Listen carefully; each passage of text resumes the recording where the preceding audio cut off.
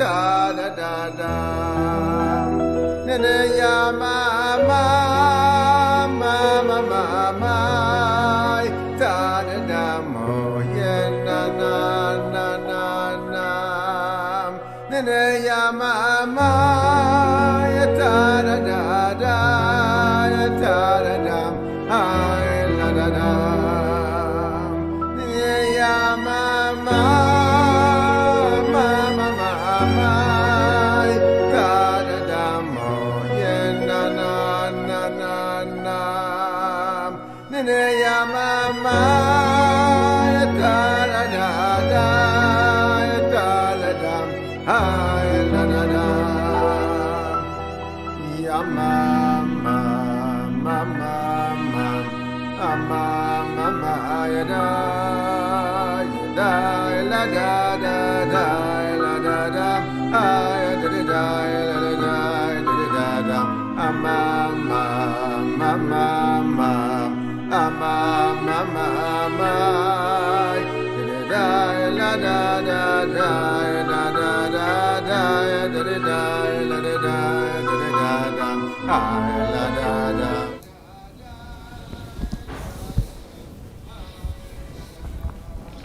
Good morning, everybody.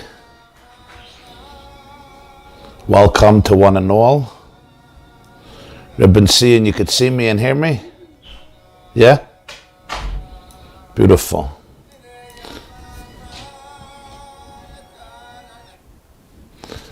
So, if you didn't download your source sheets, please do that now so we could begin. If you go to theyeshiva.net, you will see on top it says Chassidus Thursday live, and there's an icon called an icon download. It's a green icon, and there, if you open it, you will see the source sheets. You can either download, print it out, or open it on the screen as you wish. Tonight is Chav Dalet Tavis, the 24th day of Tavis, which is the yard site of the Baal Hatanya, the Alter Rebbe, Rabbi Shneur Zalman of Liadi, who passed away on the 24th of Tavis. Mitzvah Shabbos, Chav Gimel Tavis, the night of Sunday, Chav Dalet Tavis, in the year Tovkuf Ayin Gimel, December 1812. So tonight we're going to have a special Farbrengen in tribute to this monumental day and milestone and Yom HaYilula of the Baal Hatanya.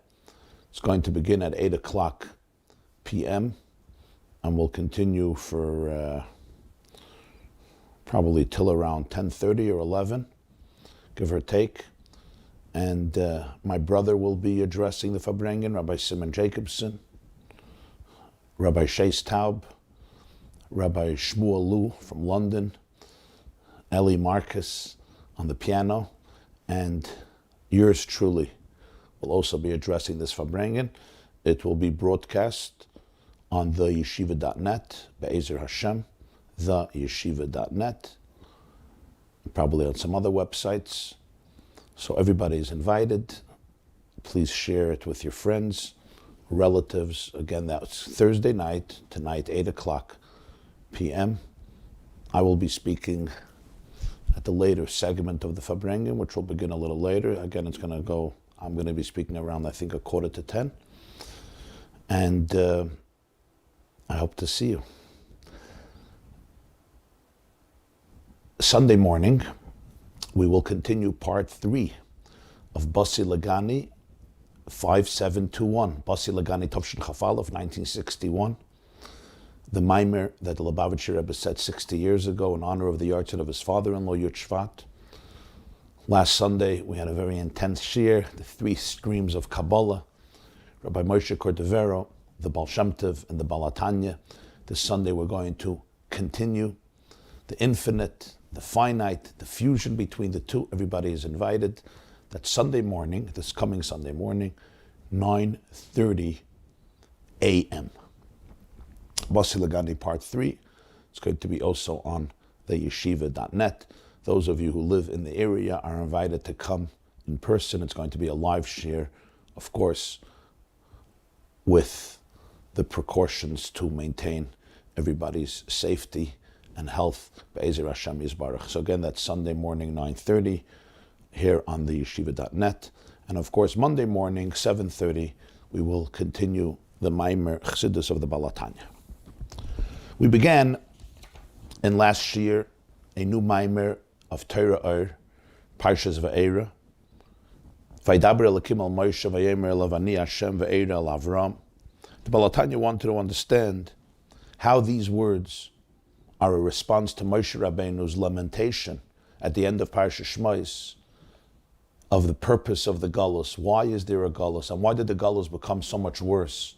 Only when Moshe Rabbeinu came to Parai and begged of him and pleaded with him and demanded of him to let the people go, and then the exile and the subjugation increased. And the Baal HaTanya, the Alter Rebbe, asks another question. What was even the reason for this entire Egyptian exile? What sin brought it about? What was it a penalty for? The Torah doesn't indicate anything. In fact, hundreds of years before it happened, God already promised it as though it was essential to Jewish history. Why did they deserve this? And for this, he went off on a discussion.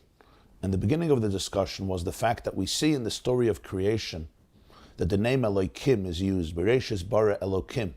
And throughout the story of creation, it's Elokim. But then at the end, it says this is the history of the heaven and the earth on the day that Hashem Elokim formed heaven and earth, formed earth and heaven. B'yom asayis Hashem Elokim. In other words, there is a partnership, a shittuf, as Chazal say, there is a shittuf, there's a coexistence of the name Yudke Vavke, which he always calls Shem Havaya, with the name of Elokim. What is the difference? Excuse me. What is the difference between these two names?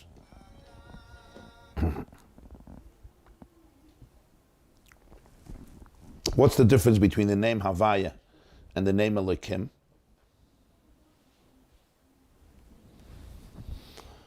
He says Elokim is plural. Throughout the Tanakh, we see Elokim is plural, and it's referred to as a plural name, as a plural word. Elokim Kedoshim Hu, for example.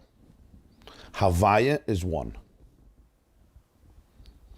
What's the explanation in this? So the Baal HaTanya began explaining that the pasuk says, Gadol Hashem u'mohulul miyoid v'ligdolasi en cheker. Hashem is great. He is extolled excessively, but his gedula, his greatness, has no cheker. There's no inquiry that we're capable of doing into his greatness. We can do a scientific or even spiritual inquiry into his godless. Another pasuk says, Gadol Hashem u'mohulul ma'od be'ir Elokeinu. Where is Hashem great? In the city of our God. That's where he's great. So Chazal say, Eimasaihu Gadol Shubir Elokeinu. When is he a Gadol? In the city of God.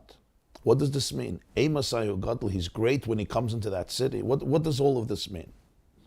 So the Baal HaTanya explained at length, and this was our topic in the previous year, that generally, Leis machshavat tfisa beklal. There's no thought that can grasp Hashem's reality. That's an expression in the Zohar. Even the most sublime and spiritual and transcendent thought can't grasp his true reality.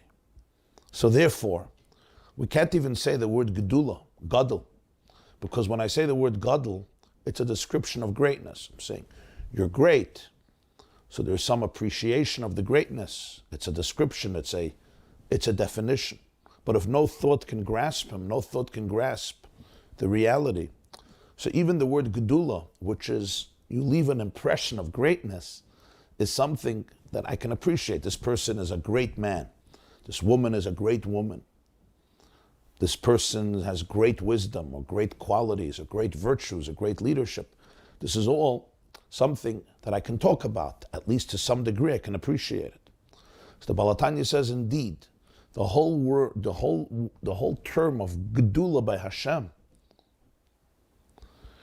only can be discussed when Hashem allows his infinite, absolute, undefined reality, which we have no words for, to be restricted and channeled and harnessed to the point where God becomes a creator of the world. Where Hashem's energy becomes the engine, the fuel, the gas, the battery, the soul that creates, vivifies, animates all of existence. The higher worlds and the lower worlds, and everything contained within the worlds. Then I could start using the word gadol. Then I could say it's great. It's a great creator. Look at their universe. If this is the universe, and it's a very impressive universe, so this tells me something about the creator of the universe, who created all matter, and created all space, and created all time, and created everything that's contained within the matter. And the example he gives is the relationship of the sun and the ray of the solar core. The sun itself I can't look at. And if I would be too close to it, I wouldn't be able to exist. The ray of the sun comes from the sun. And the ray of the sun I can appreciate, I can internalize. It gives me the vitamins I need. It gives me the warmth I need. It gives me some electricity I need, some heat I need. It allows for vegetation, it allows for produce, it allows for daytime, and all of the other benefits that we have from the sun. Now, does the ray of the sun come from the sun? Of course it comes from the sun. But you're not going to tell me that from the ray you can capture the sun itself. You can't. So the Baal HaTanya says this is a mashal. We speak about Ziv HaShchina, the ray of the Shchina. Ki shemesh u'magen Hashem Elokim. The pasuk says Hashem Havaya is the shemesh, but there's a magen. The shemesh has a magen, a sheath, that which protects the sun and allows only a trickle of its intensity to be able to be communicated to mankind, to planet Earth. And here, there's two psukim. Marabu Masach Hashem, Magadlu Masach Hashem. Marabu Masach Hashem, Kulam B'chachmas. We say it every morning. From Tehillim. We also say from Tehillim, Magadlu Masach Hashem. What's the difference between Marabu, Magadlu? So Marabu represents the diversity, the biodiversity of our planet. And not just the biodiversity, but all forms of diversity of our planet. Organic material and inorganic material.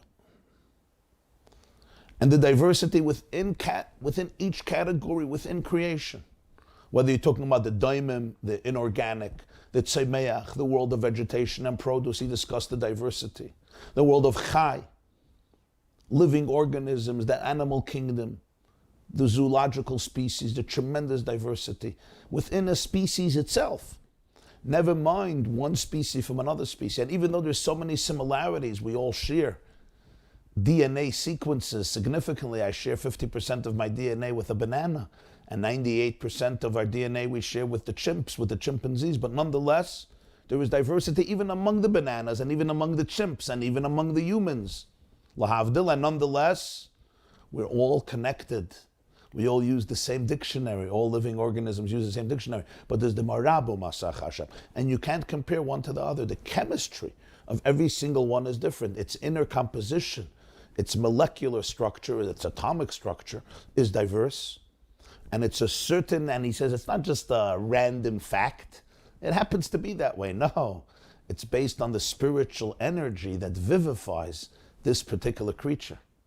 That's what the Chazal say. There's no blade of grass, no brain. L'cha'esav milmata. There's no blade of grass below that doesn't have a mazel milmaila that strikes it and says, "Gedal, grow." What is the mazel that tells it to grow? What is a whip? If you read it literally, it sounds like a mazel stands with a whip and beats the grass and says, grow. Well, here's the news. If you start beating a blade of grass, it's not going to grow. You're going to destroy it. Can't beat it.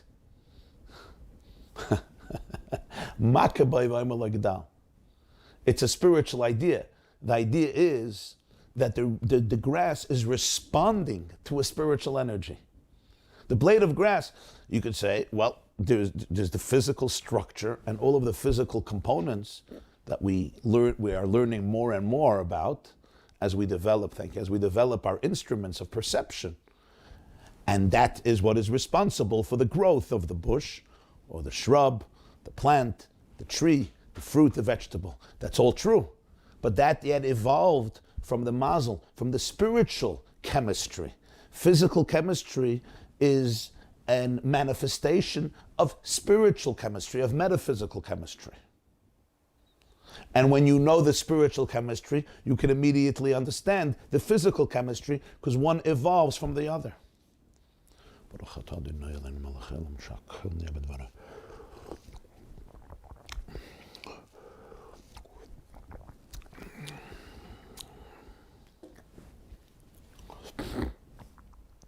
That's Marabu Masach. The diversity is incredible. Wherever you look, just within yourself. We begin with one cell, and it ends up with approximately 50 or 70 trillion cells. Some say 100 trillion cells. What's the difference, 50 trillion and 100 trillion? It's a big difference. But what's the difference between one cell and 50 trillion? But isn't it amazing? From one cell comes not 50 cells. That would also be amazing. 50 trillion cells. And each one serves its function and purpose to maintain the living organism, Be'ezer Hashem.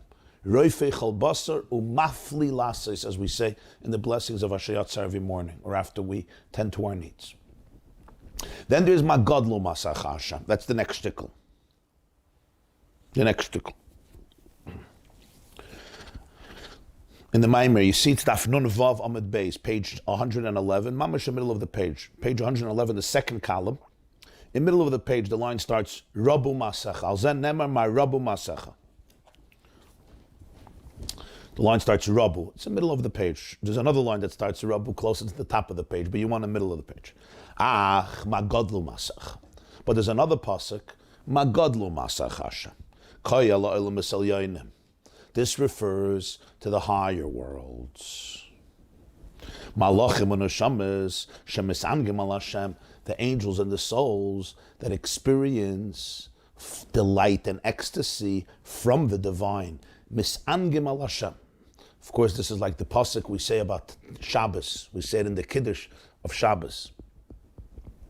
Az tisanag al Hashem. Shaya Navi says, you will experience delight from Hashem. So he says, this is the Gadlu Masach. And just as when we spoke about the diversity in terms of chemistry, it's also true in terms of spirituality. The tainug of one is never the same as the tainug of the other. Even though they're both experiencing delight from Hashem, it's never the same. And it's a very powerful insight. So just like we spoke about Marabu Masach Hashem, and he said that's referring to our world, the lowest worlds, the lowest states of reality, and all the creatures that are in the physical world, which are divided into so many different species, and each species itself is comprised of so many diverse components and elements. And that's my Rabbi Masach, as he said before, myriads and myriads and myriads of categories, even within one species, and then the different species itself. We don't have one species of birds. We have maybe 10,000 species of birds. And within each species, there's something unique about each bird. Just like within every human, there's something unique about this human being. And it's all Marabu Masacha. He says, Magadlu Rabu is talking about the physical diversity. The diversity in the world of chemistry. And again, that diversity, both from an external point of view, you look around, you see the diversity. As the Mishnah says in Sanhedrin, no two faces are the same. No two flakes of snow are the same. No two droplets of rain are the same. No two mindsets are the same. And then there is the inner diversity, when we use our microscopic instruments to be able to appreciate the reason for the external differences. Magadlu Masach Hashem here, he says this already refers to the higher states of consciousness. And here too, he says, Malachim, Neshamas, each one's tainuk, each one's experience of the light of the divine is unique. Maamer Azal, this is expressed in the Mishnah. This is actually the last Mishnah at the end of the whole Shisha Sidra Mishnah, the end of tractate Uktzin, which is the last tractate of Shas. Yeshua ben Levi says, Hashem is going to bequeath to every tzaddik 310 worlds. And he brings the pasuk, Lahanchil oihavai yesh. I'm going to bequeath to my beloved ones yesh. Yesh means something, but yesh is shin yud, 310 worlds. Shenemar lahanchil oihavai yesh. Asks the Alter Rebbe, gewaldike kasha v'lechaydei muvan. Ostensibly, this doesn't make sense. Lama tzarich kol tzaddik kol kach oilamas. Why does every tzaddik need so many universes? Does he need so much real estate? Does he need so many assets? You know, you can explain this question in different ways, right? There's a deep, I'm hearing in it, I don't know that Alter Rebbe meant that, but I'm hearing in it, from my perception, a deep biting irony. When spiritual leadership becomes about how much real estate you own, is that spiritual leadership? Is that the role of the tzaddik? Is that the form of that? For this, he could have been a real estate tycoon. Nobody minds if you own 310 properties throughout Manhattan, or downtown London, or downtown Dallas, or Tel Aviv, or Moscow. But what's the tzaddik? So he says, every tzaddik is going to get 310 worlds. This is what he needs. More properties, more assets. What's this all about? So the Alter Rebbe says, mitzvah. When we speak about reward, we're not really speaking about the reward. We're speaking about the mitzvah for which you're getting the reward. The Pirkei Avos, the Mishnah says in the Ethics of the Fathers, the reward of a mitzvah is a mitzvah. What does this mean? So the Baal Tanya explains, there's different explanations, but the explanation is schar mitzvah. Mitzvah means that the reward of the mitzvah is the mitzvah itself. Meaning, the reward of the mitzvah is the experience of delight of the mitzvah itself. The mitzvah creates its reward. The schar mitzvah is the mitzvah. It's not something separate from the mitzvah. Usually, a reward or compensation is not directly generated by your work. You're working in a company. You're obviously you're adding value to the company, so therefore you get your paycheck. But you can't say that I literally directly produced this money that I'm getting. Obviously, I indirectly, because I'm helping the company, and the company hopefully is generating revenue. Let's hope so. So I'm getting a cut of that. I'm getting something of that. Schar mitzvah is saying something more than that. The schar of the mitzvah is the mitzvah itself. It's what you created with the mitzvah. However, the action may not apparently produce this result to you. Schar mitzvah means that you can experience the energy that you created through this mitzvah. And the same is the opposite, schar aveira. The penalty for a sin is not separate from the sin. It's what I have done. It's just revealed. The veils are removed. Every action creates a reaction. The same is true with the lack of action. Every thought, every word, every action. And the system is not rigged. The system is real. I do something, I say something, there's a reaction. And a powerful one. So schar mitzvah is just the mitzvah itself. It's not separate. And schar aved is the aved itself. So the Baal Tanya says, that's the pshat. The schar of the mitzvah is that one can experience the Oina Ge'elyon, the divine pleasure, the divine light, the divine truth in this mitzvah. And therefore one can enjoy the radiance of the Shekhinah. That's schar mitzvah. That you can be able to see what you have done. You can see the energy that you created. You can experience the result, the consequences of your work. Or in other words, you can experience the hana, the oineg of the Shekhinah, which the mitzvah connected you with. V'chol mitzvah yesh lo oineg b'fnei atzmai. And every mitzvah has its own unique energy, its own unique delight. Gam, besides that, Ein mahus tzaddik echad doima lechavere ba'avodaso b'spailas havavir. In addition to every mitzvah creating a unique energy, the essence of one tzaddik is never similar to another tzaddik. Their avodas Hashem is always different. Everybody has their unique individual path to God. My love is my love, and my awe is my awe, and your love and your awe is your love and your awe. And no two people can ever be the same. Their DNA is different, because their souls are different. And therefore their experience of Hashem is different. And therefore the calling of their life is different. Yesh mispal chuli v'yesh mispal chuli. No two people can be affected the same way. One person is affected from this, one person is affected from this, one person is affected this way, one person is affected this way. And that's why the Mishnah doesn't say Hashem will bequeath every tzaddik. He says every tzaddik and tzaddik. To represent that there's not one type of tzaddik. Every tzaddik, every good person is unique in their own way. And therefore each person is going to get 310 worlds. Each one is his own mother, his own home. Each one has his or her own residence. Each person has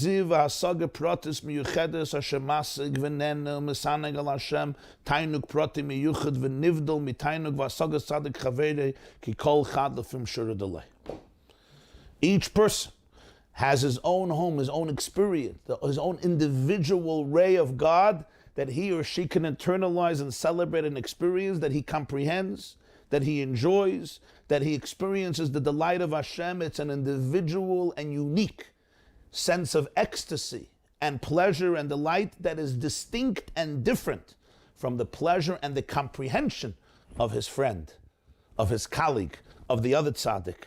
Because every person experiences Hashem lefum shi'ur delay, according to his shear. Every person has their own shear.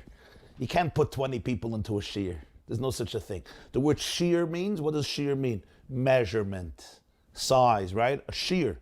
Like you say, shear kazayas, shear kabetz, chatzi kazayas. A shear is a measurement. The word shear means a class or presentation. What's the connection?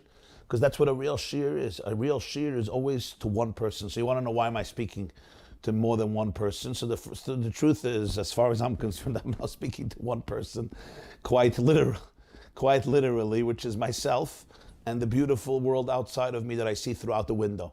The fact is, we understand the limitations that we can't have for each child an independent school. So we take 20 children or 30 children and put them into one classroom. But the concept is a shear.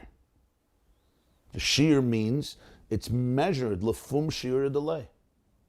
So therefore, every tzaddik is going to get 310 worlds. What's with 310?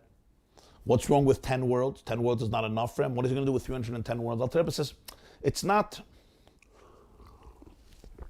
He needs more property. Every world represents simply that which he or she created with their life. And when we say tzaddik, v'amech kulam tzaddikim, this includes every one of us. As the pasuk says in Yeshaya, your whole nation is tzaddikim. So every single one has all these worlds because schar mitzvah mitzvah. It's what you created with your avodah. That's what it is. And it's every tzaddik has their own 310 worlds. Because first of all, every mitzvah has its own unique einik, so it's not like there's one world. There's many, even though there's 630 mitzvahs, but I guess some of them work together in a world.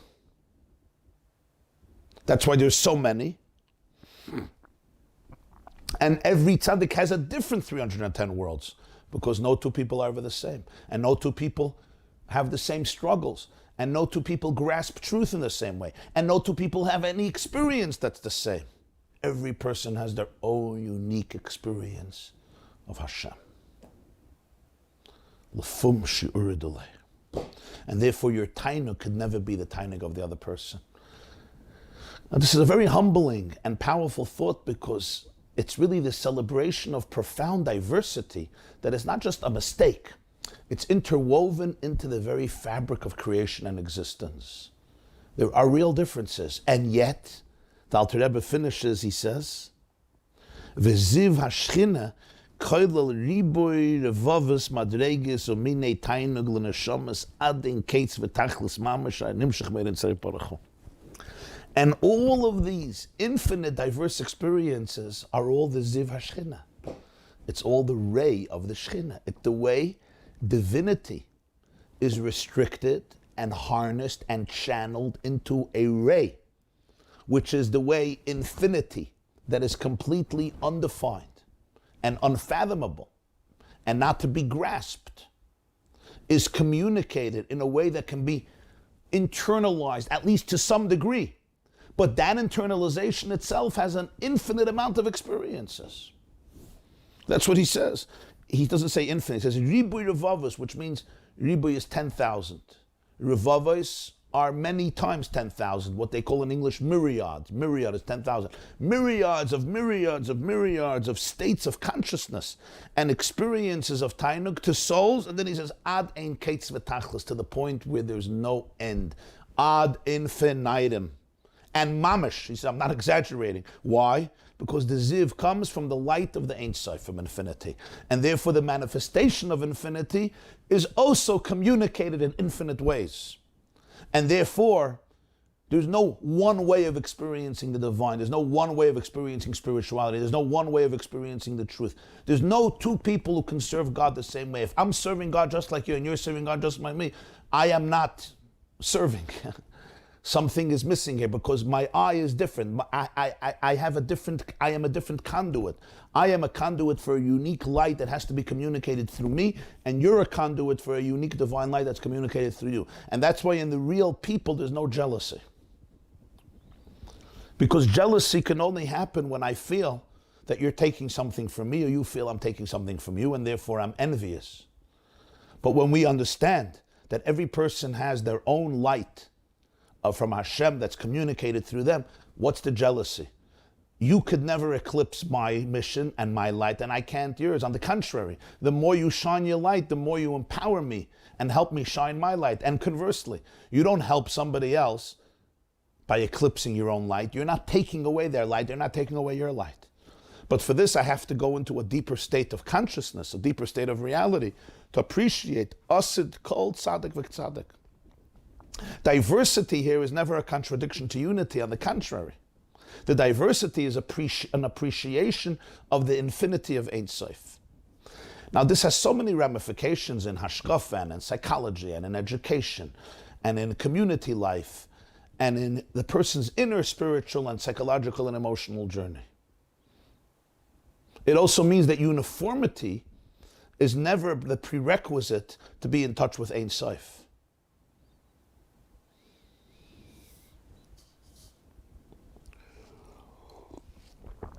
Equality should never be confused with sameness. There's sameness and there's equality. Every tzaddik, every person has their own unique shlichus, their own unique mission. They manifest Hashem's light through their unique prisms and personality. And therefore your tainug of Hashem could never be the tainug of the other person. Because your comprehension is not the same comprehension. Because your experience is not the same experience. And therefore you have your 310 worlds that you created, that you're living in. You're living in the energy that you created, and he has his 310 worlds that he created or she created throughout their life, through every single word and speech and action. And what do we mean by these worlds?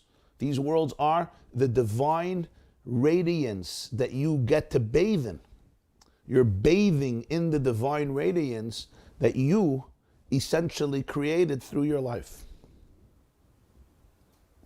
And all this is the Ziv HaShechina. The Ziv HaShechina, just when we spoke about the diversity of Marabu, there's the diversity of Magadlu. Rabu is quantity. Gadlu is not quantity, he says it's quality. Marabu is how many, how diverse is your creation. Magadlu Masacha is how great is Masacha Hashem. Here, what's the great? What do you mean? What do you mean? How great? How great? Just like Marabu, how many? Look how many. And each one has its own distinct physical identity and chemistry and makeup. And as he spoke before, the different tastes and flavors of each fruit and each vegetable, and the different personalities of each animal, and of each bird, and of each fish, I'm using the word personality, but you understand what I'm saying, the unique nature, disposition, character. And never mind each star, and then each galaxy. And then there's Magadlu Masach Hashem. How great is Masach Hashem? And he says this refers to the spiritual diversity. The spiritual diversity of angels and souls, and as tzaddikim, as we explained before, each one with its own unique manifestation of God's energy that shines through you and shines through me. And that experience is very dear, because on one hand we're all unified, we're all integrated, and on the other hand, real Ein Sof celebrates and tolerates and invites and enjoys the diversity of experience. Ani yadati gadol Hashem, as David HaMelech says in Tehillim. And the Balatanya continues, V'hinei Hischalkus hachiyus meir in seif l'chal olam es b'dibu hischalkus hamadreges.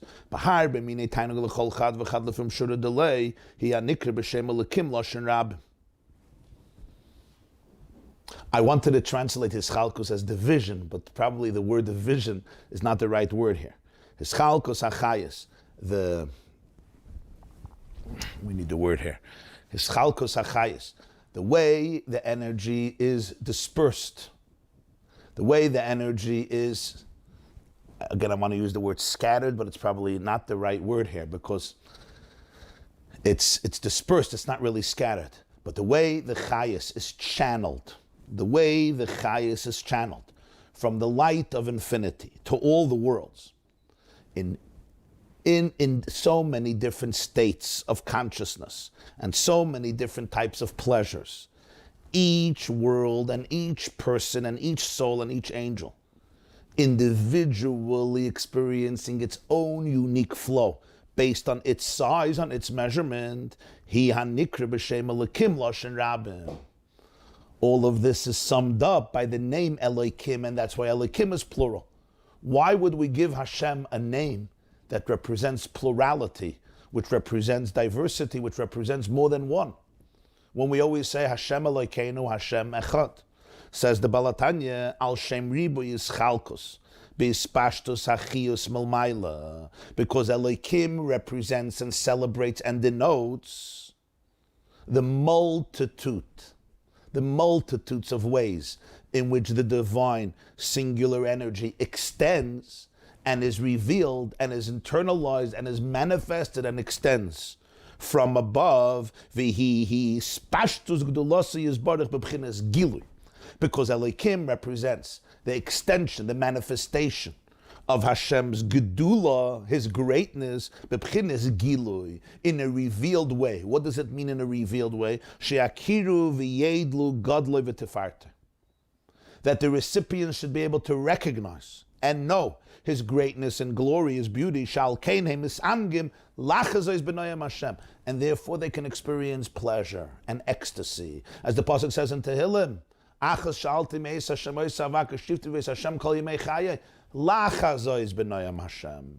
to see the pleasantness, the sweetness of the divine. And therefore, it's revealed. What does Gilui mean? What does B'chinas Gilui mean? Those are the key words here. Gilui means something is internalized by the one who you're communicating it to. If I share with you information, or I share with you an experience, and that experience is only retained in your superconscious layers, that's not called Gilui. Gilui, by definition, means something that's communicated in a way that you could internalize within your own structures and vessels. If I'm giving a shiur, lefum shiur delay, but that shiur is not custom made to the student may hear words, but you can't say that this information is now communicated to him in a way that he absorbed it. He didn't absorb anything. It went right over his head. Why? It didn't suit his vessels. Gilui always means not speaking to a person, not speaking at a person, not only speaking to a person, but speaking within the person. Because the light has to be commensurate with the keli, and then it can be Gilui. So Gilui means it's revealed. What does it mean it's revealed? That the divine is revealed within the creature that's experiencing it, because it's a divine energy that's relatable to my consciousness. So my consciousness feels it. So this is the awareness of Hashem as mine. The awareness of Hashem as the essence of me. I want you try to understand this well, because this is some of the fundamental ideas of the Baal HaTanya, not only in this Maamer. We often speak about Malik Halam. That's what Malik Halam. Malik Halam means the energy that fills the world. In other words, it's the way I can define the divine in terms of the core of me. Mipsari echze elika.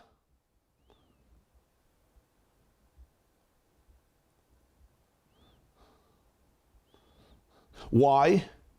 Because it's hispashtus gdolasa, because it's a ray of the sun. And the ray of the sun could enter into me and give me the vitamins and the energy that I need. Or it can enter into the tree and allow the process of photosynthesis, turning sunlight into glucose, into sugar, to be able to give sugar energy to the tree so that it can grow. So this is the way the energy becomes absorbed and internalized within me. That's what's called Gilui, and that's always Elokim. It's plural. Why is it plural? Because it's never the same. It's based on diversity. So Elokim is the way the energy of one Hashem is manifested in infinitely diverse ways. So plurality is the only way to capture the truth of Elokim. The moment we're going to say it's one, you're not in touch anymore with Elokim.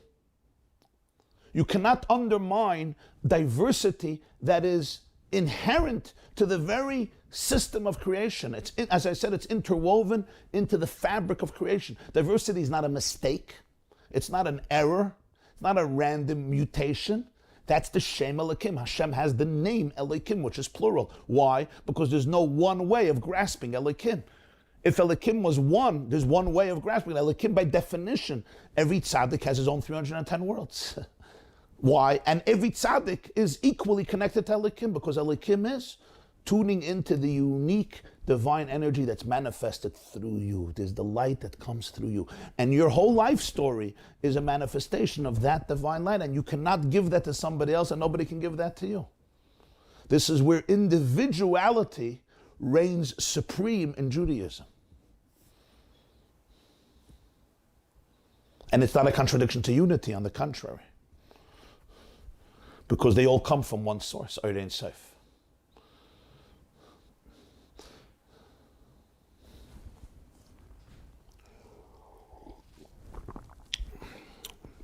V'zehu, now we'll understand. You remember we started. Chazal say, when is Hashem Gadol? When he's Be'ir Elokeinu. He's in the city of God. That's when he's Gadol. Says the Baal HaTanya, Ir Nikrim Hashem Mekubetz Mekama Batim. A city, especially the cities that they were familiar with in Eastern Europe and White Russia and Belarus. The Alter Rebbe lived in a city called Liozne, Vitebsk, Liadi. These were little shtetlach. So a city is made up of many homes. Many homes together creates a city. Ubatim hem tzirufa yosis. In Kabbalah, we know a home is of course made up of many pieces of material, whether it's built from lumber or built from stones. So you bring many rocks or bricks, and the many bricks together create a home. So the city is made of many homes, and the home is made up of many bricks. What is this a metaphor for? He says, Batim hem tzirufi oisius. Homes represent bringing letters together to form words, sentences, paragraphs, chapters, and books. One of the fundamental works of Kabbalah, the work of creation, says, two stones build two homes, which means when you have a word of two letters, so those two letters can make up two different types of words. Let's take the first two letters of the Hebrew alphabet, Av. What can you do with the word Av? Av means a father. But you can also reconfigure the letters to make it Ba. Instead of Aleph Beis, it can be Beis Aleph, right? You took the same stones. Let's call Aleph a stone, a rock, and Beis a rock, and Gimel a rock, and Dalet a rock. So if you have two rocks, Shtei Avonim, how many homes can you build? A word is like a home, because you bring letters together to build. Because a word is really an act of building. Articulating a word is construction. It's work of construction. And this is really a fascinating metaphor. People often speak about, speeches, presentation. How do you speak? How do you give a speech? You don't give a speech. You build a speech. If you're giving a speech, it's like you don't give a house, you build a home. You don't give a mansion, you build a mansion. You don't give a city, you build a city. Why do you think with a speech it's different? You don't give a speech, you build a speech. Speech is an act of construction. Every word has to be constructed carefully. You're taking diverse letters and turning it into a word. And we all know what's the difference between a trash novel and a sophisticated book, eloquent. Its prose is brilliant and refined and exquisite and meaningful and deep and inspiring. They all use the same alphabet. But you can't compare the architects and the contractors. They all using the same bricks. But sorry, when they're building the kitchen, he's using the materials and he's using the materials, but you gotta know how to put it together. This person takes letters and they produce a word that, you'll forgive me, is trash. It's vulgar. Maamer says, Lashon, in Pesachim, we learned to Daf Gimel, right? Person should always speak b'lashon nakiya, refined language. The same letters, but how you say a word, how you put it together. It creates a word that is beautiful, or a word that is not so beautiful, is unrefined. Now you have to go to the next step. You still don't have a city. You take one word and another word and another word and another word and another word, and now you have a sentence, you have a block, and then you have a neighborhood. So you have a paragraph, and then you have a chapter, and then you have a book, and you have a city, you have a state, you have a country. That's what a speech is. You build a home, and from the homes you build a whole block and a whole neighborhood. And from the neighborhood you extend it into a city, and from the city you extend it into a country. So it's an act of construction. That's what the Sefer Yetzirah says. 2 stones build 2 homes. 3 stones build more homes. And it's funny how many homes you can build, right? Once you hit 5 stones, you can build 120 homes. Aleph, Beis, Gimel, Dalet, Hey can be configured in 120 different ways. You had 5 stones and you can build 120 different homes. Now, if you go a little further, you're going to stop counting because it's impossible to count. It's unbelievable how from the first 2 letters, you can build only 2 homes. And then a few letters later, it becomes a number that is beyond our imagination. The Sefer Yetzirah says, you'll get it a little further, you won't be able even to hear the numbers. That's how numerous they become. This is the Pshat, Eimasahu Gadol Kshu Be'ir Elokeinu. When is Hashem a Gadol? When he's in the ear. Remember what an ear is. Dahainu, what's the avonim, what's the bottom? Pchinis, oisius, v'amshachis, is chalkus, achiyus, bekama bottom of madregas. The 2 rocks that build 2 homes, what does it represent? The oisius. Every ois is a letter that communicates a certain energy, and from it you can build many homes, umadregas, many states of consciousness. This is a metaphor for God's words as well. Hashem's words literally constructed the universe. Basara mamaris nivra ha'olam. Vayomer Elokim yiyeh. And we say with 10 utterances, they were the building blocks of the world. So God's letters become homes, which turn into blocks and neighborhoods and cities, and there's a diversity because there's so many different types of letters. Each nivra has its own unique oisius, you understand? Each nivra has its own unique oisius that build the world. Hashem built the world through words. And you know what's fascinating? When we speak today about DNA, DNA is always referred to as words or as letters. It's not literally letters, but they refer to the chemicals of DNA as letters, and DNA, this is the blueprint for all living organisms, which is the concept that the whole world is basically made up of letters. Oisius. Because these oisius create bottom, and these bottom create cities. And every nivra has the oisius that create the bottom, that create the air, and every little creature is its own city.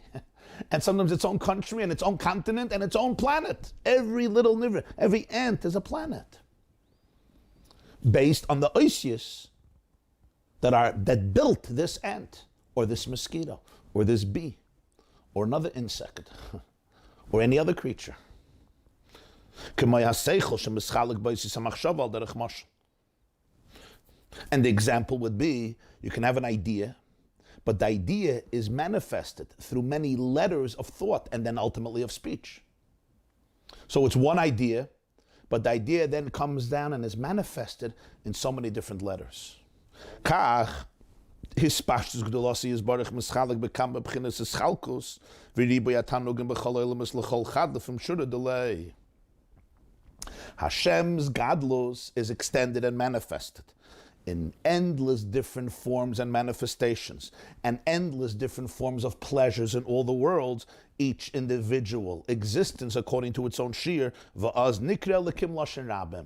And then he's called elikim in the plural, Hashem riboye ischalkus bispashtus achiyus, bebchinas gilui la'olamis v'nivrayim. Because of the endless diversity of the chiyus extending in a revealed way, again, bebchinas gilui la'olamis v'nivrayim. Each one experiencing its own tainug. Your delight is not my delight. Your ecstasy is not my ecstasy, because my tainug is from the oir that I can experience, and your tainug is from the oir ein sof that you can experience, according to your kalim, according to your structure. That's elikim. So, Eimasai gadol. When can we talk about Hashem as a gadol? Kshu be'ir elikenu. When he comes into the ear of elikim. Hashem himself, I can't talk about his gadlos. V'ligdolasi en cheker.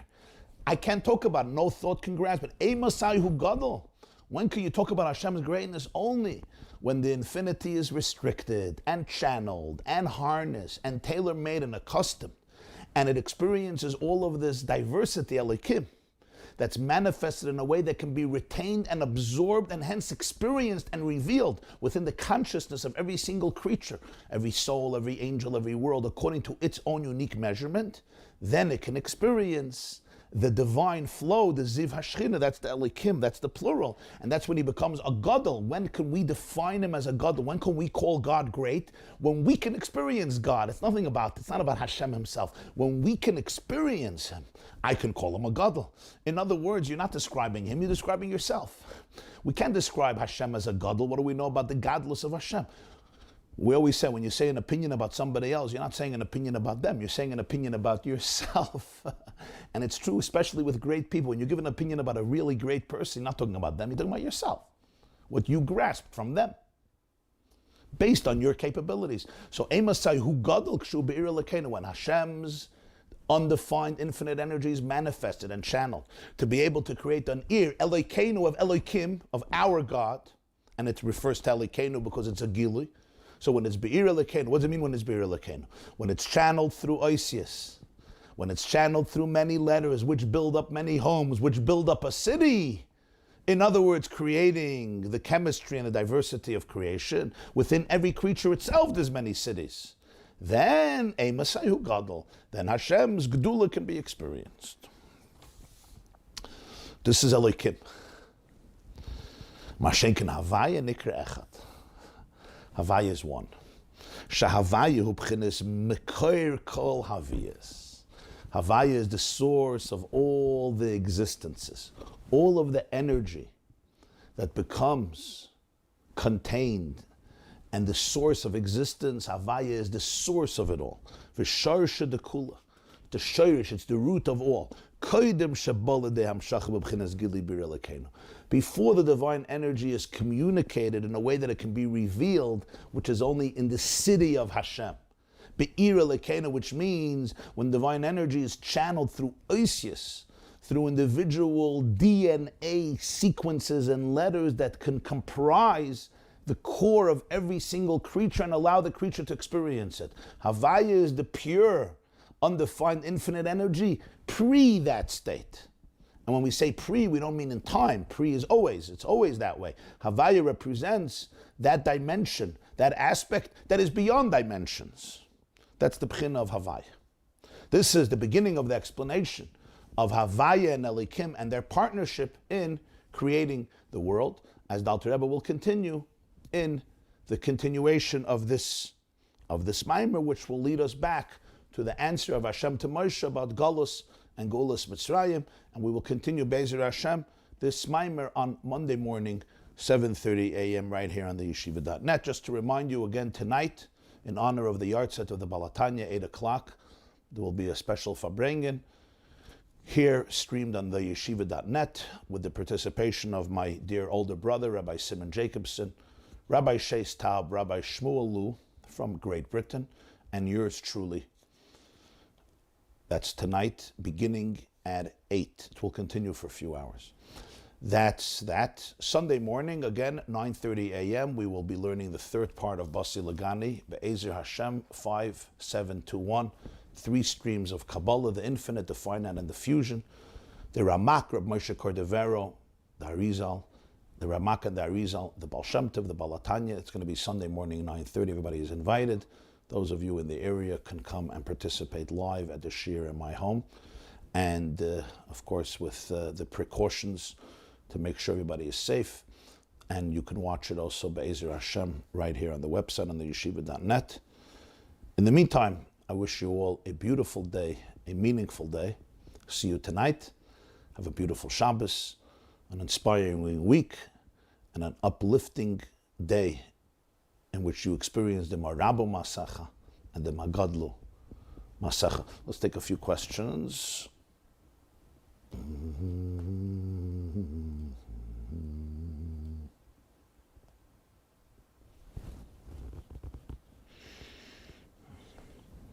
Take the 22 of the 26 letters of the alphabets. There are a gazillion possible combinations and permutations of these letters. The same is true for numbers. A single change of a letter in a URL takes us to a different website, etc., etc., etc. And a single change in DNA sequence can have tremendous consequences in terms of a person's life. This is just a physical reflection of the infinite spiritual combinations Hashem created from the building blocks of His creation. Right. So the letters are the building blocks, that's exactly the word, of His creation. How can from such a limited amount of building blocks come out so much? And the answer, of course, is the different combinations creates different types of cities. Ir Elokeinu. And that's why the cities are so diverse. As He says, ad infinitum. All because the combinations, the possible combinations, are really endless. You explained that the reward of a mitzvah is a mitzvah. What's the reward for having and raising a child? And the answer is the child. Beautiful. You said that the other person could never take away my light, but he just took away my parking spot.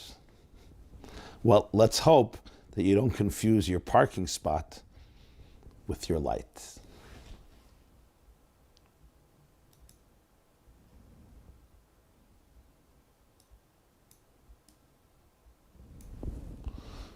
I'm just going to take a question from chat. Let me see what they're writing here.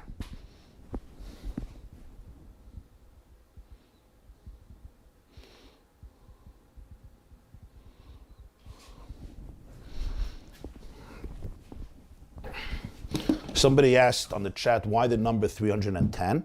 I would think it would be 306, 613. That's a good question. Later in the Maamer, he comes back to the 310. So Bli Neder will try to address it then.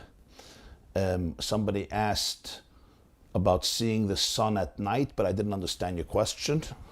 We can't see the sun at night. We don't have the ray of the sun at night, obviously, because of the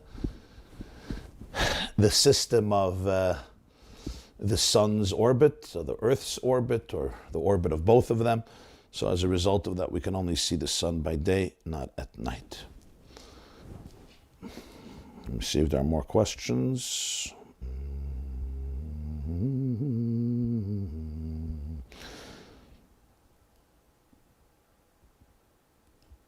Maybe the number 310 is to indicate that there is never a limit to the rewards of a tzaddik from his avodah through mitzvahs, because 310 is half of 620.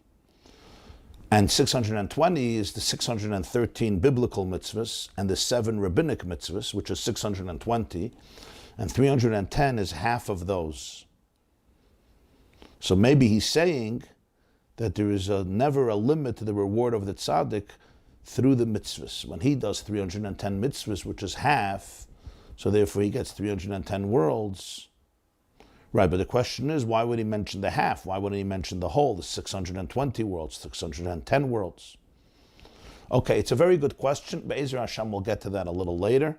In the meantime, I wish you all a beautiful, beautiful day and hatzlacha.